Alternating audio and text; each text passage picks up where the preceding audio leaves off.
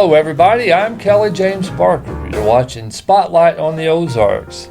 My guest tonight is a local icon from here in the Ozarks, from around Joplin, Missouri. His name is Gary Bandy, and he's very interesting and he's a funny guy. So you don't want to miss today's show. Come back and watch Spotlight on the Ozarks right after this commercial break. The rural American lifestyle. It's how we work, and it's how we play. It's how we learn and how we enjoy the finer things in life. How we take care of our animals and tend to the land. It's a way of life. Has been for hundreds of years. Now there's a whole new way for rural America to watch TV. Hello folks, my name's Jason Richardson. I'm the lead guitar player for Kelly's Country Junction, and I'm here to tell you about MJT guitars made in Carthage, Missouri. If you would like a custom-made vintage-style guitar, then you need to talk to Mark Jenny. He'll help you out with the style, feel, and sound you are looking for. They specialize in custom-made finishes and are priced affordable, made with you in mind for the perfect sound and fit. MJT guitars, made for the working man. And we're back from those commercial breaks. And as I said at the top of the show, my guest tonight is Gary Bandy. Gary? How are you? I'm good, sir, and good to have you on. I told the folks you're a local icon from Joplin. That's what happens when I say that about Terry Wayne Sanders. And then I had on, here a while back, from Ozark Mountain Daredevils, Randall Chowning. Love that. Yeah, and Duke Mason had him a few weeks ago. And I always say that. I said, they're famous. And in this part, or like Chowning is famous all over. Right. And everybody always goes, well, I don't know. I'd be like, I wish somebody said I was famous. I'd be like, yeah. Well, everybody knows you are. They wouldn't even ask that, though. Right. They don't know me. That's why I have to keep telling people I'm Kelly James Barker. But anyway, Gary, it's good to have you on. Thank you. Share with the folks why, because we got folks now outside of Joplin area. What kind of made you on the famous icon that I think you are, because I watched you for years on TV. Well, thank you. Well, I was in radio for a long time, from when I was in high school all the way up until about 1986. Started in Southeast Kansas in Parsons on the radio. Came to Joplin in 81, and then I was off and on radio until I got the opportunity to go on TV. And my first television gig, other than making commercials behind the scenes, was with Vicki Kennedy. I don't know if you remember Vicki. She was a great journalist. And she and I hosted the morning show on KODE TV. Good Morning Four States is what it ended up being called. Yeah. And I'm telling you, Vicki was awesome to work with. I already knew quite a bit about broadcasting from being in radio, but Vicki taught me everything about how to be on television. Yeah. And man, she knew her stuff. So that's when I started to get interested in weather and meteorology. I'd been doing forecasting prior to that, on the radio, but then once you get on TV and you start telling people about the weather, you want to learn more about it. So eventually I went back to school, became a meteorologist, and throughout the years, that's probably what I am most iconic for, is being able to tell people whether it's going to be hot or cold outside. I remember when you retired. I remember that night. I didn't know you was going to do that. I was sitting there watching. That's been, 3 years ago? Something like that. And I'm eating supper. I'm sitting, because I'm a bachelor. I'm just sitting there eating my TV dinner. And I think you guys said, well, this is my last night, or, goodbye, or I went, no, I don't want you to go. TV hadn't been the same since either. Oh, well, thank you. I loved working with the people that I worked with throughout the years. Yeah. And I loved all of the people who would contact us via telephone or later on email or even letters. But I was getting to the point where I was it got to be more work than I felt comfortable handling. Sure. And so at that point, and I was getting close to 60, and my wife said, you know what, let's just talk about this. And Yeah. so we made that decision. And to this day, you know, I still see people, and they used to be young people, but now they're older people saying, oh, I grew up watching you. And I go, I know what that means. Yeah. Oh, you have to. You know, there comes a time you need to step back, especially with family and everything. Right. Speaking of your family, so you're married, you have a wife, Right. and children? I have my son, Coleman Bandy. He spent a lot of time on KODE. He was back the general manager, John Hoffman, you know that. Sure, I know John. Of KODE and KSN.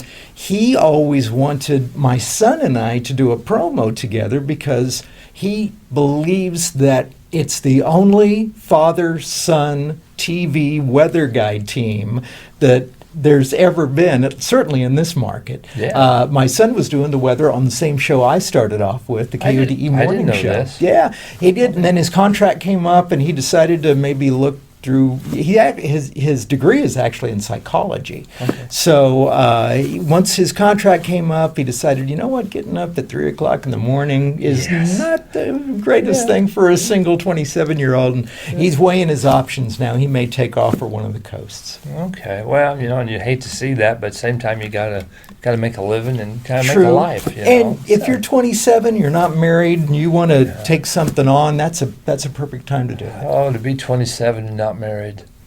I'm not married, but I'm not 27. So, I don't even remember 27. we won't talk about that. Yeah, we already decided not to talk No, about we're not those talking years. We don't talk about the 70s and Yeah. part of the 80s. No, we don't do that. Because we can't. I don't remember much about those, really. So, I don't remember anything about you back then, and I'm sure you don't remember anything about me. yeah, first time I saw you was I don't remember the first time I actually seen you on TV, but you know, doing the weather. Yeah. You know, somewhere. But now you're originally from Kansas, Parsons. yeah, and so I'm from Oswego, so we're like 20 miles apart. Right. I'm 61, so 64. okay. So you're a little bit older than me. That's maybe that's why we didn't. You know, we may have even ran into each I other. wouldn't be surprised. We just didn't know. Yeah, You know, because so. my father was born in Oswego. I knew a lot of people from Oswego, and you're right down the road from Altamont, and there's Yeah. all kinds of Chitopa. Yeah, Chitopa. Yeah. Oh yeah, it's Gary. He is a photographer at KSN. Gary. Oh my gosh, I can't think of his last name. He's going to hit me so hard next time he sees me. Oh my. Gary. I'll get it. I'll think of it before the end of the show. Okay. Yeah. And so he's from Kansas. He's from Chitopa. Yeah. Okay. We had a fella on here a while back, Rob Phillips. Okay. And he's a musician from Uh-huh. Branson, but he came from Parsons. He did. Yeah. Really. Actually, we might be related in a roundabout way because all the Stricklands from Oswego Right. and stuff. And so my family's Eads and Stricklands and Barkers and Vances. So, and so they're all related. And then and you branch off and you're related to this one and that one. So That's right. it's one of them little town things. But Who knows? We may be cousins. probably it wouldn't surprise me. That's right. That's what me and him, Rod talked about because we both wore these hats. I've got a hat like that at home. You should have wore it. I didn't know. All us Kansas guys, that's what we do. That's right. What was the first time? What was the year that you actually came into television?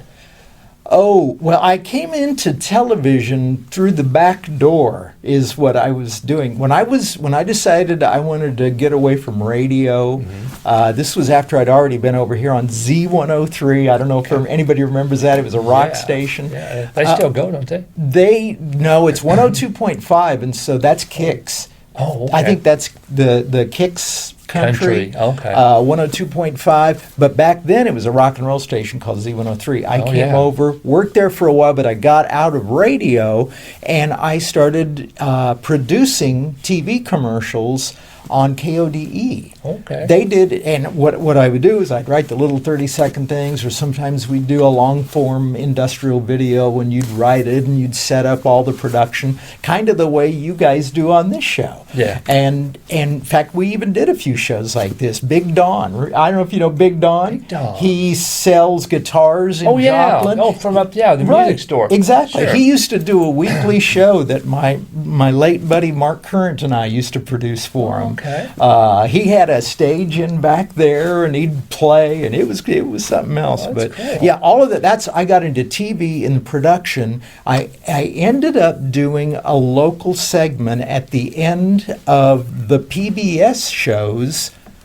Local part, the Springfield PBS station used to do a 30-minute show in Joplin. And they gave me the last part, kind of, like a little commentary thing. And I started doing that. It was called Gary Bandy's Truth. And the news director at KODE saw me doing that, and he invited me to go on the morning show with Vicki Kennedy. Cool. And I'm so horrible with dates, but it would have been about 1993 or 94 that I first got out of radio and on in front of the camera on television. And I loved the job so much more than I ever thought I would. Even getting up at 3:30, 4 o'clock in the morning. Yeah. It was at that point I thought, I wish I had started this back when I was young 30 years ago. Yeah.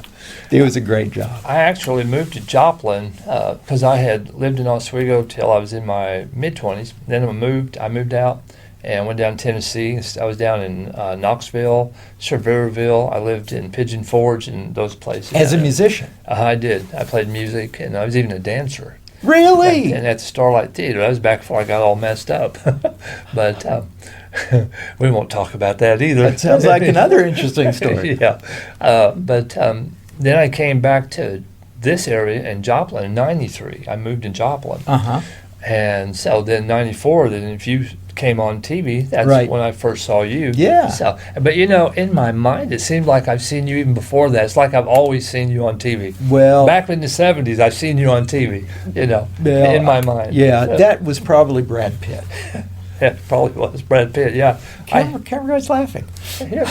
Hey, he was here. Pitt was here. That's true. I've got a Brad Pitt story if we have time. Yeah. How long does it take? It takes 45 seconds, so I'll go real fast. No, go slow. We got 2 minutes. Oh, okay.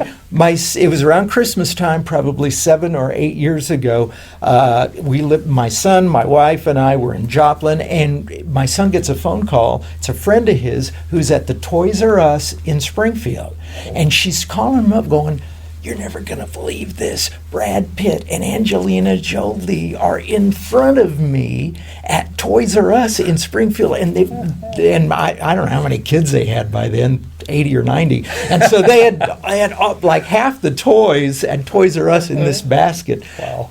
Buying them in Springfield, and this friend of my son's is freaking out about that. So brush with greatness. There you go. Yeah. See, now laugh that off, Mike. Yeah, Mike. Yeah. He is too. He is. Yeah. He laughs all the time. He don't care. He's happy.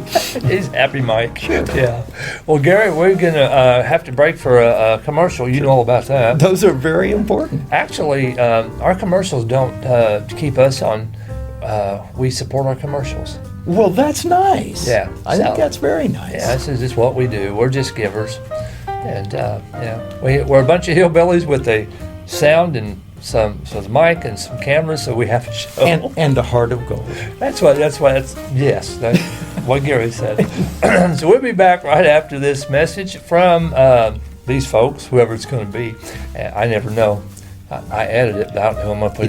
not to know.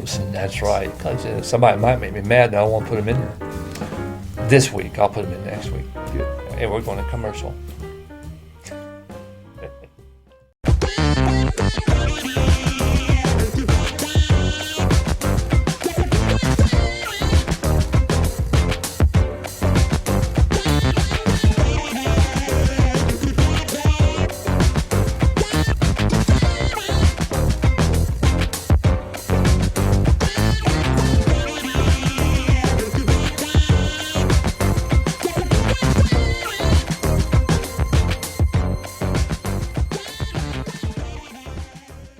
I'm Tom Carter with Ozarks Public Television, inviting you to watch Ozarks Watch Video Magazine.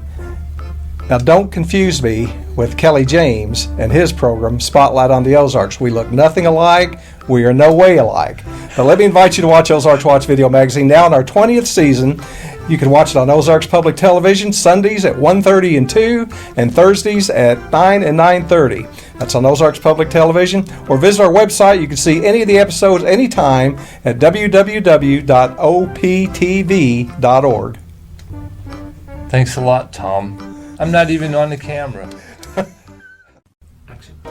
Hi, I'm Terry Wayne Sanders, inviting you to join me and Kelly James Barker on Spotlight on the Ozarks right here. We have a lot of fun. You're going to get some scoop on the Ozarks, things you never heard of before, and stories you can tell your grandkids. That's right. Join us right here on Spotlight on the Ozarks. And we're back after that commercial break. And while we had that commercial break, we had a lot of fun, didn't we? We did. He showed me how to play the ukulele. Yes, you know. Sort of. You do. You know an A chord. I do. And you know a... was it a G? No, I'm sorry, not A chord. Yeah, it's a C chord. A C chord. And an A minor. And an A. And you need to only know one more to be able to play Stand By Me. Two more. You have to have the F and a G, but those... They're not hard. No, but here's the problem with me. It's you doing all of this stuff at once, and my fingers don't like it. They revolt on me. I have revolting fingers. They do that at first. So did Gail. Yeah. So how do you sing and play at the same time? I mean, you got to have a brain that's able to do more than one thing, and I just barely do one. I don't know. I've done that, like I say, since about 12. I started. And I've always had rhythm. I love it. Always had rhythm. My uncle showed me this little chord, and it was actually just, I think, a D7, which, if anybody knows music, is nothing. You know, it's just a D7, and then you play this little C, D7, and back. And I had rhythm. You know, did your uncle, is he the one who first started you playing an instrument? Yeah, I knew. Oh, I'm sorry. Now you're supposed to ask me. He's telling me. Now, he's interviewing me, but yeah, here we go. Sorry. Thank you, Gary. This is good. This is the Gary Bandy Show. No. I can't get out. I can't stop interviewing. Yeah, that's what you do. So, yeah, but actually, yes. It was my Uncle Harold, and he started me in, because he played music. Uncle Bill played. They all played. Sure. The whole side of the family. And my dad's side, that's Mom's, dad's side of the family, they all sang and played too. Wow, that's awesome. When I was 5, I remember, do you remember Frog Holler? Did you ever know that little bar called Frog Holler outside Oswego, between Oswego and Columbus? No. Okay. I know some other ones, but that one I don't know. Sherwin Bar? Tavern? I know the Ice House, which was near Columbus. Oh, okay. Yeah. That was a long time ago. Yeah, well, this would have been back in 60. I was 5, so it's been about 63. Yeah. So anyway, I went up on the stage and played Tiger by the Tail. I didn't play it, I sang it, and then I sang the Twist by Chubby Checker, and I danced, and the whole place went crazy, and like, yay! And I'm like, oh yeah, this is what I'm I know what I want to do the rest of my life, and I never did forget it. That is amazing. Is that your first memory? I know I'm doing it again. No, that's fine. Yeah, it is. See, that's fascinating. And I was talking to one of my teachers here a while back. Mrs. Townsend. Now her name's changed, but we were visiting over at Oswego, and she said, "Yeah, you used to be sitting in class, and I could just see your mind was not on any schoolwork. You were tapping your toes, and you were playing music." And so, I took off and started doing it, and I got to play with some pretty big names, you know. Can you tell me a few? I don't want to, because I don't like to drop those. I just don't like that. But Cal Smith was one. Whoa!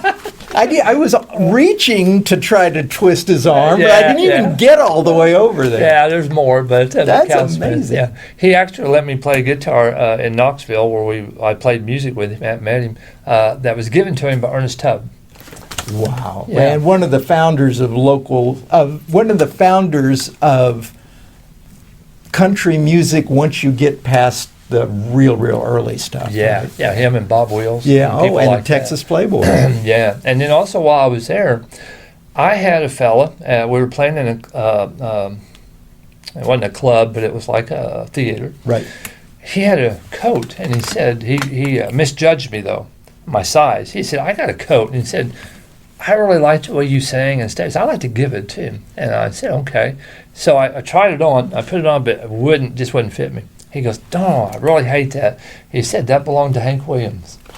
And he said, "I wanted you to have that." And he said, "You can still have it if you want it." And he showed me some pictures, and it was in a hotel, left in a hotel. Wow. And he rented the room after that, and they said, yeah, Hank Williams stayed. He took it out and took it up to the front desk, and they said, oh, that was Hank Williams. Said he's forgot that coat. So he had it. So it was too small for you? Yeah, it was too small. He wasn't a very big man. I didn't know that. Yeah, he was. But it was real, and had That's had some of the little amazing. studs on it and stuff, you know. So that's why he thought maybe I could use it. Yeah. Because I played piano and did rock and roll back then. I did Jerry Lee Lewis stuff. Did you really? I had long hair, a Thunderbird earring, and I was rocking Kelly Lee. But that's enough about me. I got one more question. Okay. It's one. I got into broadcasting because I'm a music freak. But you mentioned Jerry Lee Lewis. He was in Joplin. I saw him in Joplin about 15, 16 years ago. If you want to hear one of the wildest albums, and this includes punk rock, country, anything like that, find Jerry Lee Lewis live at the Star Club from 1963. Okay. He is absolutely unhinged on that thing. I've got a copy of it. It's one of the greatest live rock and roll albums you will ever hear, and that includes the Allman Brothers and the Who and all of that. This Jerry Lee Lewis album from 1963. Your toes will curl and your socks will shoot off your feet. Wow. That's good when you talk about rock and roll. Yeah, that's a good thing. Last night I was listening to Canned Heat. Oh yeah, on the Listening to- road again. Yeah, Mungo Jerry. In the summertime, I Yeah. love that. Yeah, so and I do a lot of that stuff whenever we play music. You know, I do some ZZ Top, and I do a lot of folk music. So I just love music. you Yeah, know. absolutely. I think we both do. We was talking about when you got into television, Right. was about 94, excuse me, just having We're sinuses. talking a lot. Well, and a lot of air out there, and the dust is flying around, and we're in the Ozarks. So right. that's what happens. And some of them are coming out of our mouths when there's some Ozark right there. There's a piece flew over there. I'm sorry. I hit Mike in the eye the other day. But Yeah. I'm sorry, Mike. I didn't mean that. That looks like a Branson piece. Yeah, it is. So anyway, what I was going to ask you was, in a minute I'm going to ask you, Gary. Excuse me. I can't believe Yes, this. I will excuse you. Thank you. How old was you, and what year did you actually get into radio? And so you started in Parsons. I did. Okay. KLKC Radio. It was owned at the time by Gene Joslin and Dick Combs, two of the nicest human beings I've ever met. And I had a friend who was a disc jockey over there, and on the weekend I'd go by and see him and say hi. And this was back in 1972, and things were very different back then. Yes. And Parsons is a small town, and so this was not a big radio station. So he goes, hey, you want to do anything? And I go, sure. And he hands me the news. And so I sit down behind the mic, and he gives me the cue, and I read the news. Well, it so happens that one of the owners of the station was listening at the time. Wow. And I thought, oh my gosh, he's going to get canned, and they're going to throw me in the penitentiary for, I didn't even know what the laws were back then. I was still in high school. And the guy called me up the next day, Dick Combs did, and said, hey, I heard you. And he had this real dry sense of humor. He said, I heard you on my radio station yesterday. And I go, oh, Mr. Combs. And he goes, would you be interested in a job? And at that time, I decided I got to get in radio because I love music so much, and I have absolutely no talent. Well, you do now. Well, You can play I two do. I've chords. got two chords, but Yeah. back then I didn't even have one. Okay. And I did have some corduroy pants, though, but I don't think that counts. So I had some chords. I mean, Anyway, it doesn't even matter on radio. that's true. There were many radio shows I was wearing no pants whatsoever. But that's for another show. Anyway, he offered me the job. I took it, and I loved being on the radio so much right up until the time I started to go on TV, and I loved it even more. So that was, you say, about 73. 73. Yeah, 72, And then, 73. So you was in radio for, 12, about 11 15, years? 16 years. 16, First in okay. Parsons, and then over in Joplin. Okay. So when you started with Vicki Kennedy in the Yeah. mornings, was you still working also at the radio station? No. By that time, I had my own production company, and I was doing commercials. I'd shoot them on 3/4-inch videotapes, these great big old things you had to lug around, Yeah. and a big camera. So Yeah. I'd shoot them, and I'd edit them, and I worked for the cable company in Joplin and for two other cable places over in southeast Kansas. So I was doing that on the side, and then I was doing the morning show on KODE with Vicki. I was juggling those two jobs, and I had a a brand new baby at the time. So my life was busier back then than I could handle these days. Yeah, you're kind of glad that your kids are kids like when you're young. Exactly. Yeah. And I wasn't even young. Talking about that, this is stuff that people don't know about Gary. How old was you when you got married? Met your wife? Where'd you meet 30. your wife? I met my wife at a remote. I was doing a remote for Z103. I was at 32nd in Maine. They had a little, I think it was a Wesco. There was a Wesco at 32nd in Maine, and I was doing a remote, which was a live shot, and I'd be there on the radio, Z103, and I'd said something like, the first caller or the first person to stop by and say, hi, you saw Gary or you heard Gary on Z103, I'll give you this great knife set. And so this girl comes in, and I think, man, she's pretty good. Yeah. And so she won the knife set and my heart. And wow. she ended up being best friends with the lady who was in charge of advertising for Miller Beer, and Z103 and Miller Beer had a great relationship back in the 80s, the early 80s, and we had an advertiser appreciation party. And so they, of course, invited the Miller Beer people. She brought my wife, Doris. We met up there, dated about a year. My friends from Parsons came over and got too crazy, and she split up with me for about a year. Oh, you had some of those friends. I had some crazy Southeast Kansas friends. You may even be watching. You know who you are. But then after a year, she either forgot or she forgave. And we got back together and got married, and the rest is her story. Now, what year was that, though?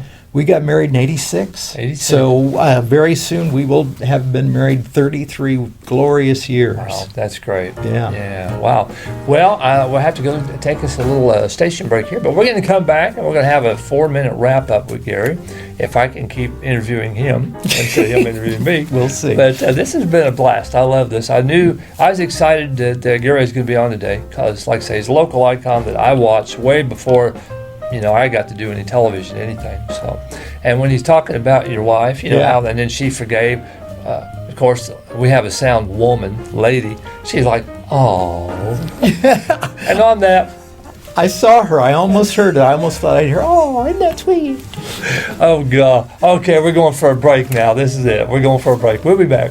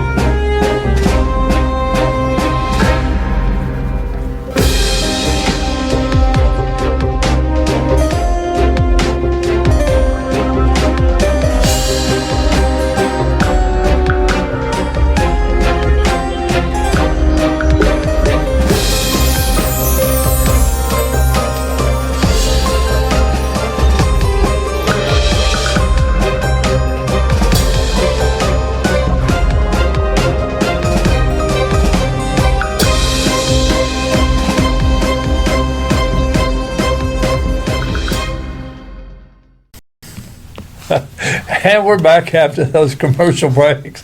Those commercial breaks are like, 2-3 commercials, but we have a long time. We keep visiting before those. Anyway, Gary, it's interesting stuff. Yeah, it is, yeah. Stuff you don't want to really tell all of it on TV. Well, there's some regulations that you have to keep in mind. Yeah, and, still might be people with, and wouldn't be happy about it. So well, and really, I don't know where the statute of limitations is anymore. They say these 7 days. years, but I wouldn't put it past them. No, it's I want to talk to a lawyer before I put my neck on that. Most block. definitely, yeah. So, what is Gary Bandy doing today? What are you doing now? I'm glad you asked. I've been working a lot with a not-for-profit. that's in Southwest Missouri. We may be stretching out sometimes. It's called Building Bridges. I don't know if you've heard it. buildingbridges4states.org would be a great place to learn more, and it is teaching people who want to better themselves how to get out of poverty, how to get out of addiction issues. Wow. My wife and I have been involved for about 2 years, and we have met so many families who have absolutely changed around the trajectory of their lives. Wow. That we just feel compelled to volunteer and help in any way we can. Every St. Paul's United Methodist Church, every Thursday evening from 6 until 8 o'clock, 6 to 6:30, you get a free delicious dinner. 6:30 until 8 o'clock, we break up and go into different classes where people learn how to handle their own money, how to handle maybe difficult family members, and we all have some of those. It's really been an amazing thing to see. Wow. And we're proud to be a part of that. So that's what is occupying a lot of my time. And then the other thing is doing exactly what my wife tells me to. Yeah. And so you'll probably have some of that this afternoon, won't you? Oh yeah, that's why I really don't want to go home. Well, they've got to go to a Bible study, and I'm a bachelor, so I don't really care. So, Okay. I'm sorry, Gary. Well, maybe you could teach me to. Maybe we could spend a little time on the ukulele or something. Not today. I gotta go home and edit. Oh, I gotta go home and work. I'm sure. Yeah. I'm sure your wife is okay. We need to have her on the show sometime to get the other side. Say the story. Oh yeah, that's not good. Yeah, I don't know if I want that to happen. Okay, I understand that. Okay, well, they're telling us that we're out of time. I don't believe it. But Yeah. Gary, thank you for being on. It's been a blast. Yeah, and you have to come back. This is our first season. We'll start a second season in the fall. Okay. Have you come back, and we'll pick up with some stuff, and hopefully we can do some things maybe together this summer and stuff. Now, might check out what you guys are talking about. Right, If you need building music bridges. and people ever come in and do some stuff, maybe we come in and play some music. That'd be fantastic. Cool. All right. I'm Kelly James Barker. I have to tell them that because nobody knows me. They do now. Kelly James Barker. They don't remember me though. They remember that guy. It's like that. I remember that face, but I don't know the name. But I'm Kelly James Barker, and my guest has been Gary Bandy from Joplin. Where do you live? Joplin. Okay, Joplin, Missouri. Still Joplin. Okay. Sometimes I'll say Joplin, and they say, well, I actually live somewhere else, but that's good.